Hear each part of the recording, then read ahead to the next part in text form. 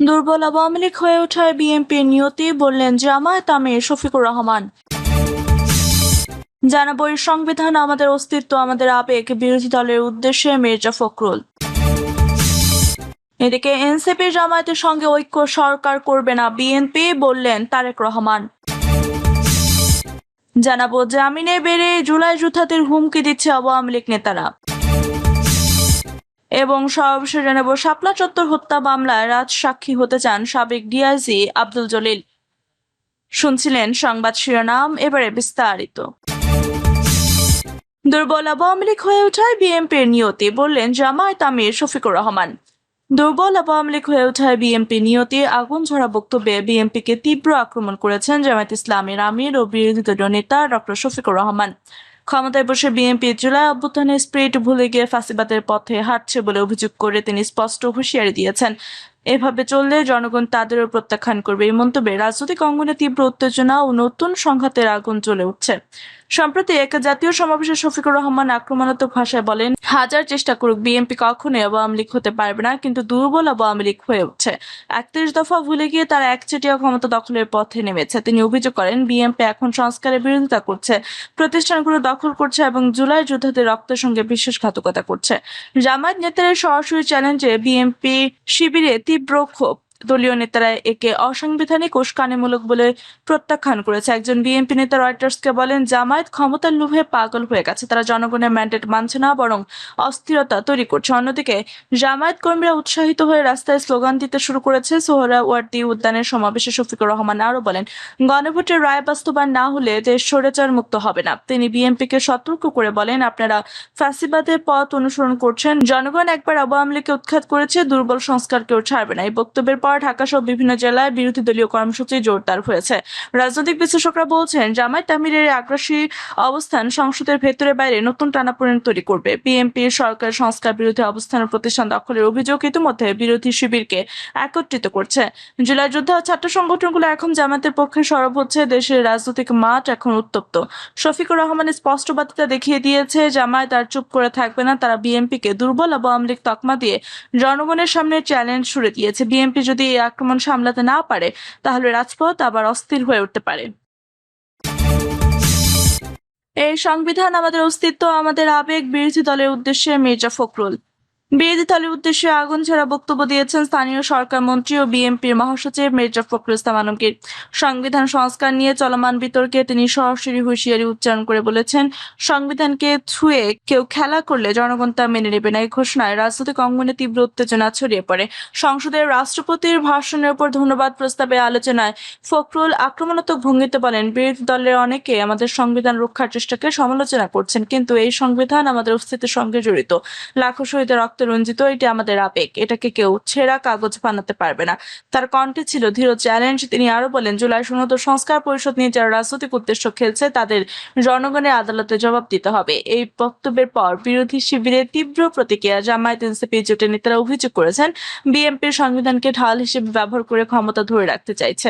এক জামায়াত নেতা বলেন, ফখরুল সাহেবের এই আগ্রাসী ভাষা দেখিয়ে দিচ্ছে তারা সংস্কার চায় না, তারা একচেটিয়া শাসন চায়। জুলাই যোদ্ধাদের রক্ত বৃথা যাবে না। সংসদের বাইরে বিরোধী দলগুলো এখন প্রতিবাদ কর্মসূচির প্রস্তুতি নিচ্ছে। বিএনপি নেতারা অবশ্য ফখরুলের বক্তব্যকে স্বাগত জানিয়েছেন। দলীয় এক শীর্ষ নেতা রয়টার্সকে বলেন, মির্জা ফখরুল স্পষ্ট করে দিয়েছেন, সংবিধান নিয়ে কোনো আপোষ নয়, জনগণের ভোটে নির্বাচিত সংসদে সংস্কার করবে, কোনো অনির্বাচিত পরিষদ নয়। এই অবস্থানে বিএনপি কর্মীদের মধ্যে উল্লাস, কিন্তু রাজপথে উত্তেজনা বাড়ছে।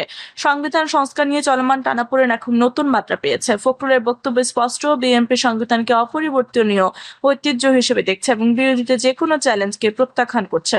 রাজনৈতিক বিশ্লেষকরা সতর্ক করে বলেছেন, এই দৃঢ় অবস্থান সংসদের ভেতরে বাইরে নতুন সংঘাতের জন্ম দিতে পারে। দেশের রাজনৈতিক পরিস্থিতি এখন টানটা, নির্বাচনের পর সংস্কার বিতর্ক থামছে না। মির্জা ফখরুলের আগ্রাসী বক্তব্য দেখিয়ে দিয়েছে, বিএনপি সংবিধানের পক্ষে অটল, বিরোধীরা যতই চাপ দিক তারা ছাড় দেবে না। রাজপথ এখন উত্তপ্ত, সংসদ আরো উত্তাল হতে চলছে। এনসিপি জামায়াতের সঙ্গে ঐক্য সরকার করবে না বিএনপি, বললেন তারেক রহমান। এনসিপি জামায়াত জোটের সঙ্গে কোনো ঐক্য সরকার গঠনের প্রস্তাব একেবারে নাকচ করে দিয়েছে বিএনপি চেয়ারম্যান তারেক রহমান। সরকার গঠনের পরও ধীর অবস্থান থেকে তিনি স্পষ্ট জানিয়ে দিয়েছেন বিএনপি একাই দেশ চালাবে এবং জামায়াত এনসিপিকে বিরোধী আসনে বসিয়ে রাখবে। এই ঘোষণায় রাজনৈতিক অঙ্গনে আবারও টানটান উত্তেজনা ছড়িয়ে পড়েছে। রয়টার্সকে দেওয়া এক সাক্ষাৎকারে তারেক রহমান আক্রমণাত্মক ভাষায় বলেন, জামায়াত ও এনসিপিকে আমাদের রাজনৈতিক প্রতিপক্ষ, তাদের সঙ্গে ঐক্য সরকার মানে বিরোধী দলকে নিশ্চিহ্ন করা। আমাদের জনগণের ম্যান্ডেট নিয়ে একক সরকার গঠন করেছে, কোনো আপোষ নয়। তিনি আরো হুঁশিয়ারি দিয়ে বলেন, বিএনপি 2/3 বেশি আসন পেয়ে সরকার গঠন করেছে এবং এখন কোনো জোটের দয়া চায় না। এই সিদ্ধান্ত জামায়াত এনসিপির শিবিরে তীব্র ক্ষোভ। জামায়াত নেতারা অভিযোগ করেছেন বিএনপি তাদের সঙ্গে বিশ্বাসঘাতকতা করেছে। এনসিপি এক শীর্ষ নেতা বলেন, জুলাই অভ্যুত্থানের যোদ্ধাদের সঙ্গে এভাবে দূরত্ব তৈরি করা দেশের স্বার্থে পরিপন্থী। তারেক রহমান ক্ষমতা একচেটিয়া করতে চাইছেন। জোটের নেতারা এখন প্রকাশ্যে প্রতিবাদের ডাক দিয়েছেন।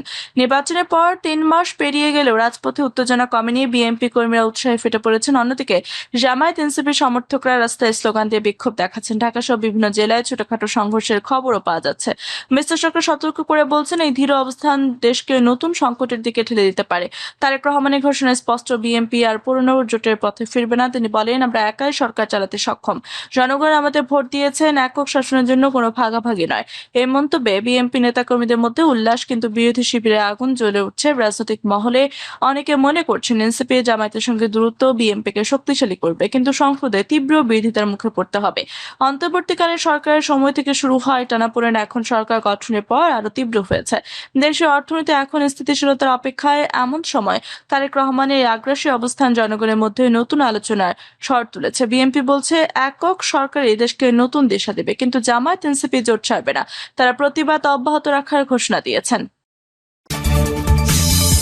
জামিনে বেরিয়েই জুলাই যোদ্ধাদের হুমকি দিচ্ছে আওয়ামী লীগ নেতারা। জামিনে মুক্তি পাওয়ার পরপরই আওয়ামী লীগের নেতারা জুলাই গণঅভ্যুত্থানের যোদ্ধাদের উদ্দেশ্যে খোলাখুলি হুমকি দিতে শুরু করেছে। কারাগারে দরজা খুলতেই তারা আবারও প্রতিশোধের আগুন জ্বালিয়ে দিয়েছে। এই ঘটনায় সারা দেশে তীব্র উত্তেজনা আতঙ্ক ছড়িয়ে পড়েছে। সোমবার ঢাকার একটি আদালত থেকে জামিনে বেরিয়ে আসে আওয়ামী লীগের একাধিক শিশু নেতা সাংবাদিকদের সামনে সরাসরি হুঁশিয়ারি উচ্চারণ করেন। একজন জেলা নেতা বলেন, জুলাইয়ের যেসব ছেলে মেয়ে রাস্তায় নেমে আমাদের নেতাকর্মীদের উপর হামলা করেছে, তাদের একদিন না একদিন জবাব দিতে হবে। সময় এলে আমরা ছাড়বো না। আরেক নেতা আরো আগ্রাসী ভাষায় বলেন, যারা শেখ হাসিনা সরকার উল্টে দিয়েছে তারা দেশে শান্তিতে থাকতে পারবে না। এই হুমকির পর থেকে জুলাই যুদ্ধে ছাত্র জনতার মধ্যে চরম আতঙ্ক বিরাজ করছে। গত কয়েকদিনের সামাজিক যোগাযোগ মাধ্যমে আওয়ামী লীগের বিভিন্ন পর্যায়ে নেতারা একই ধরনের প্রতিশোধ স্পৃহা ছড়িয়ে দিয়েছেন। কেউ কেউ সরাসরি নাম ধরে হুমকি দিয়েছেন, আবার কেউ বলছেন রক্তের বদলে রক্ত চাই। জুলাই গণঅভ্যুত্থানের সমন্বয়করা এই ঘটনাকে খুবই উদ্বেগজনক বলে বর্ণনা করেছেন। একজন সমন্বয়ক রয়টার্সকে বলেন, আমরা গণতন্ত্রের জন্য লড়াই করেছি, আর তারা জামিন পেয়ে আবার সেই একই স্বৈরাচারী মনোভাব দেখাচ্ছে। এটা স্পষ্ট প্রমাণ যে তারা এখনো শিক্ষা নেয়নি। ঢাকা সহ দেশের বিভিন্ন জেলায় জুলাই যোদ্ধাদের মধ্যে এখন নিরাপত্তাহীনতা তৈরি হয়েছে। অনেকে বাড়ি ছেড়ে অন্যত্র আশ্রয় নিয়েছেন। ছাত্র যুবক সংগঠনগুলো জরুরি ভিত্তিতে বৈঠক করে নিরাপত্তা ব্যবস্থা জোরদার করার সিদ্ধান্ত নিয়েছে। রাজনৈতিক বিশ্লেষকরা বলছেন, আওয়ামী লীগ নেতারা এই আগ্রাসী ভূমিকা অন্তর্বর্তী সরকার নির্বাচন প্রক্রিয়াকে বাধাগ্রস্ত করতে পারে। তারা সতর্ক করে দিয়ে বলছেন, এই ধরনের হুমকি যদি অব্যাহত থাকে তাহলে দেশ আবার অস্থিরতার দিকে ধাবিত হবে। স্বরাষ্ট্র মন্ত্রণালয়ের কর্মকর্তা নাম প্রকাশ না করার শর্তে জানিয়েছেন, হুমকির বিষয়টি তদন্ত করা হচ্ছে। তবে জুলাই যোদ্ধারা বলছেন, কথায় নয় কাজে প্রমাণ দেখতে চান। তারা স্পষ্ট জানিয়ে দিয়েছেন, কোনো ধরনের প্রতিশোধমূলক কর্মকাণ্ড হলে তারা আবার রাস্তায় নামতে বাধ্য হবেন। আওয়ামী লীগের কেন্দ্রীয় নেতারা এখনো এ বিষয়ে কোনো আনুষ্ঠানিক বক্তব্য দেননি, কিন্তু তৃণমূলে এই আগুন যে দলীয় নীতিরই প্রতিফলন তার গোপন নেই। জামিনে বেরিয়ে আসা নেতাদের এই হুমকি দেশের রাজনৈতিক পরিস্থিতিকে আবার উত্তপ্ত করে তুলছে। শাপলা চত্বর হত্যা মামলায় রাজসাক্ষী হতে চান সাবেক ডিআইজি আব্দুল জলিল। রাজধানীর মতিঝিলের শাপলা চত্বরে 2013 সালের 5 মে হেফাজত ইসলামের সমাবেশে হত্যার ঘটনায় মানবতা বিরোধী অপরাধের মামলায় রাজসাক্ষী হতে চান সাবেক ডিআইজি আব্দুল জলিল মণ্ডল। বুধবার আন্তর্জাতিক অপরাধ ট্রাইব্যুনাল 1-এর শুনানিতে আসামি পক্ষের আইনজীবী মোহাম্মদ আলী হায়দার বিষয়টি জানিয়েছেন। এদিন আসামির জামিন আবেদনের উপর শুনানি হয়। শুনানিতে আইনজীবী মোহাম্মদ আলী হায়দার বলেন, আব্দুল জলিল মণ্ডল দীর্ঘদিন অসুস্থ। তার বয়স 60 বছর। শাপলা চত্বরের ঘটনার সময় তিনি ঢাকা মহানগর পুলিশের অতিরিক্ত পুলিশ কমিশনার ছিলেন। তিনি ঘটনার সঙ্গে সম্পৃক্ত নন। এছাড়া তার হার্টে 7টি ব্লক ধরা পড়েছে। আমরা তার উন্নত চিকিৎসার জন্য জামিন চাই। ট্রাইব্যুনাল চাইলে এ মামলার সর্বোচ্চ সহায়তা করবে আব্দুল জলিল মণ্ডল। প্রয়োজনে রাজসাক্ষী হতে চান তিনি। এ বিষয়ে আইনজীবী আলী হায়দার সাংবাদিকদের বলেন, শাপলা চত্বরে এই মামলা এখনো তদন্তাধীন। এ মামলায় ক্ষমতাচ্যুত প্রধানমন্ত্রী শেখ হাসিনার সঙ্গে আব্দুল জলিলকেও আসামি হিসেবে বিবেচনা করা হচ্ছে। ন্যায় বিচারের জন্য যদি ট্রাইব্যুনাল অনুমতি দেন তাহলে বিচার কাজে সহযোগিতা করতেও রাজি আছেন আমার মক্কেল। আর সহযোগিতা করতে গেলে অবশ্যই রাজসাক্ষী হতে হবে, তবে জামিনের আবেদনটি বিবেচনা নেওয়া হয়নি। প্রিয় দর্শক, এই ছিল এখনকার মতো সর্বশেষ সংবাদ। আপনি সব সংবাদ পেতে চ্যানেলটি সাবস্ক্রাইব করে পাশে থাকা বেল বাটনটি ক্লিক করে রাখুন। ধন্যবাদ সবাইকে এতক্ষণ সাথে থাকার জন্য।